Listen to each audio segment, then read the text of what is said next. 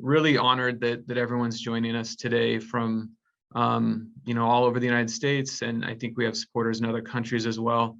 And we're also really grateful that we have staff from several House and Senate offices joining us today to learn about what's happening in Aqaba. My name is Matthew. I'm the Deputy Executive Director of Rebuilding Alliance. Hi, everyone. My name is Najma Haddad. I'm Country Representative for Rebuilding Alliance, and I'll be translating today. If we could go to Roba, can we have the people that are with us in Aqaba introduce themselves real briefly? I'm in 12th grade. My name is Shadi, and the most thing I like about Aqaba is its trees and streets. My name is Haneen. I'm 19 years old. I study in the university, the Arab American University in Jenin, and the most thing I like about Aqaba is its people. My name is Shahid. I'm 16 years old, and the most thing I like about Aqaba is its streets. My name is Malak. I'm in the 9th grade and I'm 14 years old. And the most thing I like about Aqaba is its weather and the people that live in it. My name is Hisham Sbeh. I'm the president and the chairman of the housing assembly in the village. And the most thing I like about Aqaba, of course, is its trees and its people. And now we'd like to take you on a tour in the village of Aqaba and show you a few of its places. Great, Nejma. As they're preparing to take us on the tour, I'd like to just introduce everyone on the call real briefly to, what is the issue that we're calling this meeting about, what's happening in Aqaba. So I'm going to share screen real quick and just show you a map of the area so you can orient yourselves as to where exactly Aqaba is in the West Bank. So if you can see on the screen there, what we're talking about is a small village in the northern part of the West Bank in the Jordan Valley called Aqaba. It's near Tubas. And the reason we're meeting today is that, Rebuilding Alliance has been active in the area for about 20 years. Now, this was a village that had been experiencing Israeli military training frequently from the 1970s up until the early 2000s, because it's located in what we call a firing zone. And firing zones, if you're not familiar, they've been in the news a little bit lately because down in Masafriyata, that's another firing zone. But essentially, firing zones are areas of the West Bank that have been designated for Israeli military training, live fire training, up to heavy artillery and tanks. And these can happen in populated areas. So it's been a big problem for Aqaba up until about 2002, when the village's attorneys and their mayor, Haj Sami, negotiated for the army to actually remove their base from the village and to cease live fire training. We've, occasionally the army does forget when they get a new commander, and then they usually pull back once we're reminded. But after live fire training ended in the early 2000s, a lot of villagers moved back and people started constructing homes. Rebuilding Alliance built the kindergarten, and we've also been involved in a rebuilding project that is still active now. There have been no demolition orders or no demolitions in Aqaba since 2010, so about the last 12 years. But what happened in January is that a judge who is a settler in the West Bank himself made a decision to demolish one home in Aqaba, and that decision sort of set a precedent that can we fear that could have a domino effect in the village, and it leaves other homes open to demolition, including two of the homes that we're going to talk about today. We're going to meet the families that live in those homes today. The family of Nada was occupying the home before the order was given. So he moved into the home about a week before they received the demolition order. So he should be able to remain in his home. And the other family we're talking about is that of Ayad, and he moved in shortly after his son was born on May 12th.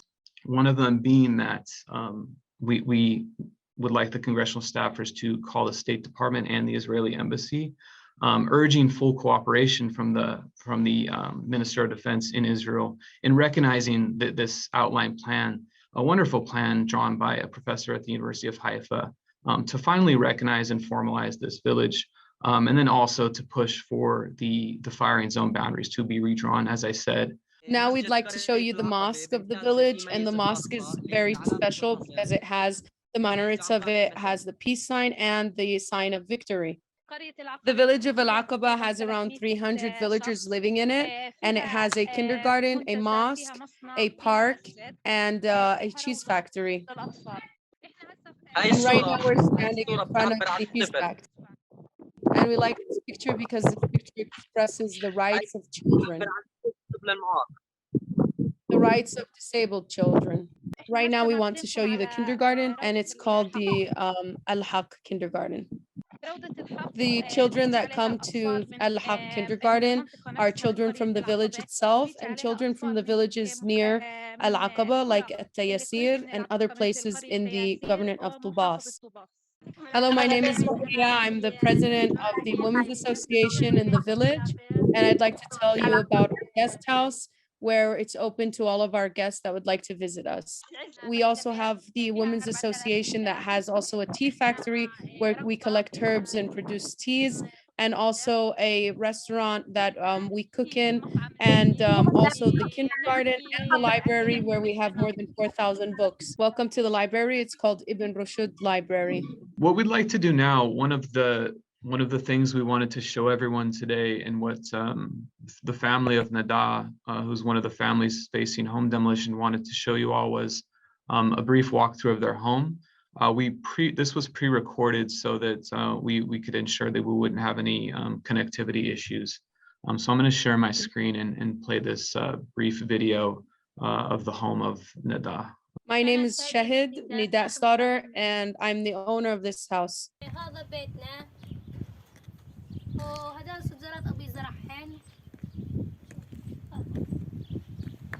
هنا منها هضر للصحة مدرسة لنا حديقة بنقرا فيها ونلعب. هون المطبخ ناكل هون، وهاي غرفتي قاعدة، وهاي غرفتي أنا وأختي ندرس فيها وننام هون. هاي هون زكي ومريم وجدي. هاي هون غرفة الضيوف. هون نورجيكم بيت عايد. هي فوق.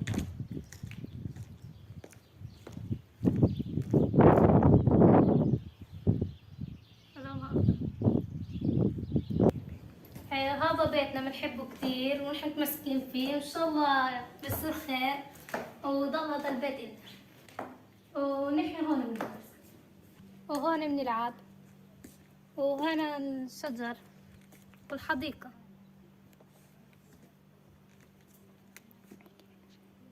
أنا شهد نداء عبد الباسط.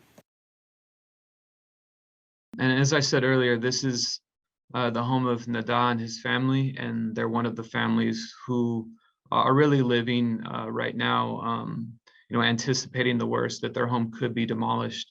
And that's why we're asking at this time for outreach and for Congress to potentially make those calls that I mentioned earlier, and I also elaborated on in the chat, and happy to send those out later. But we're really advocating to protect Nada's home. And you also saw Shahid point to her uncle Ayat's home, which is the other home that is facing potential demolition.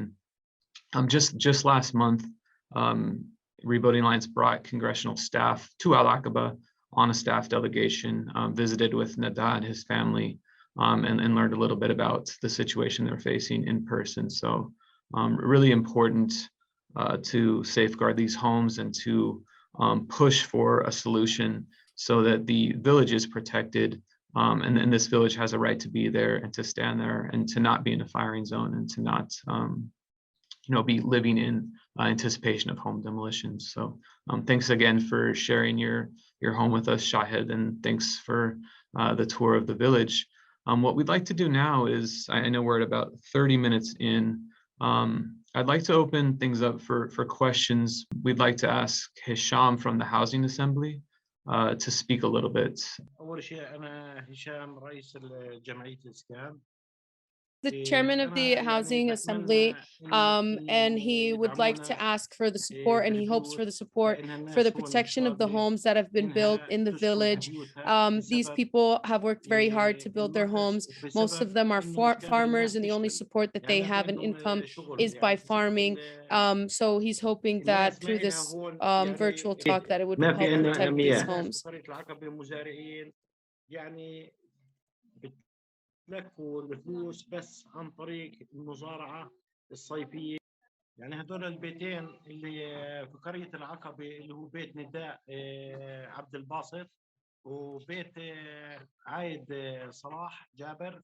So these two homes that are under threat of demolition are the home of Nida and Ayed. We hope that the village can continue to expand. The lands that we build on are lands that we own, we inherited from our fathers and grandfathers, and it's privately owned land. And we hope to have approval for all our master plans and to have this village thrive. يعني بنملكها عن آبائنا وأجدادنا، يعني معنا طابوا فيها أوراق وشان وكل شيء. شايفين بنتمنى من الله يصير عندنا توسعة لقرية العقبة. أنا بقول يعني ينطونا على الأقل. And unfortunately, a lot of these plans that we submit and request for acceptance, they're denied, and no answer comes to these kind of requests that we submit to the Israeli army. We mentioned early in this briefing that there was one home demolished in January, the first one since 2010, that set a precedent for other homes in the village. And that was Ismail and Sahar's home. So Sahar, we want to thank you for being with us. And they're currently living in a temporary home, which actually doesn't need any notice to demolish. So, Melissa, I see you have your hand raised. Thanks for being here, Melissa. Thanks for your support. Most people maybe have been on these calls before, but if they haven't or they're not familiar, I think it's just important to highlight that when we Americans in the United States do nothing in this instance, and this is happening all over the West Bank, we are actually allowing these things to happen. We turn a blind eye, but we actually are supporting this government and indirectly supporting this kind of horrible, unjust, inhumane demolition and removal of people from their homes. It's a fact. When people are removed from their homes like this, where do they end up? When the house. So they stayed in the same area where the house was demolished, where it was built, and they used like a caravan to sit in it. So it's like a movable home, but it's on the same land that they own and the same land where the house was demolished. I want to ask the young people in the room, tell us how old you are and tell us what you dream of for your future. What do you want to be when you grow up? My name is Shadi Speh. My dream is to become a captain of an airplane. My name is Haneen Speh, and I'm 19 years old. I study in the Arab American University of Jenin, and I'm studying law. My name is Lana. I'm the daughter of Ismail, the person that's home was demolished, and she's 11 years old, and her dream is to become a doctor. My name is Shahid, and my dream is to become a journalist. My name is Nadat. I'm 14 years old, and I want to become a doctor. My name is Nawal, and I think 9 years old, I heard. First, I'd like to thank everyone for sharing this, but I'd like to reach out to the three staff members from three different congressional offices. And I want to thank the two from my own home state, from Vermont, for being here. But I want to echo what Melissa said earlier, and that is, it's really, and it's upon all of us who are on the call, who are from the states, to do the work with our congressional staff members and with their offices, and to develop relationships with them that will bring them to this kind of call. And I urge you all to step up to that. And now I just want to ask if there are any examples that Matthew, you or others, or Donna, any examples that you could give of successful responses from U.S. Congressional offices reaching out through the State Department or talking directly with the Israeli embassy that have in fact stopped a demolition. This village of Aqaba is the one that started congressional intervention. This, in 2008, it's because of Aqaba that we learned how to walk the halls of Congress. And it's really because of Aqaba that high court case, because the village asked, because the children of the village made pinwheels for peace, because we brought it to Congress, that the court ruled in its favor. That's what we're hoping will happen now with the appeal that's currently pending. The judge is on the edge of making a decision in response to the army, and it could set a precedent for all the other firing zones. Does it work with others? You know, not only did Senator Feinstein's did the senator herself intervene for Susia, but her office makes calls to the Israeli army when there's a school at risk of demolition, and also with houses and neighborhoods. Congresswoman Jackie Spear wrote a letter about one home in Jerusalem, and that changed everything. It's in the Supreme Court because of her letter, that 26 others have signed. We've all begun to see more and more members of Congress signing letters. Both Congresswoman Spear's letter was to the Prime Minister of Israel, like the senators' letters had been for Susia. We've also seen letters to the State Department, and the State Department tells us when we bring congressional staff delegations how much they appreciate hearing from congressional offices. It helps them bring the issue higher up on their agenda. That's what we're hoping for here. Bring Aqaba's issue higher up and make sure that the village receives the positive attention, that the court responds in a positive way. It makes sure that the Israeli Defense Ministry honors their agreements. It gives full attention to the question of the master plan. Congress will take action when constituents ask. So wherever you live, in your district, with your senators, with your members of Congress, please urge them to make 2 calls to keep villages standing, Aqaba in this case, and certainly the Masafriyata villages as well. But really, thank you for being here, everyone. Have a great day, and thank you for all your support.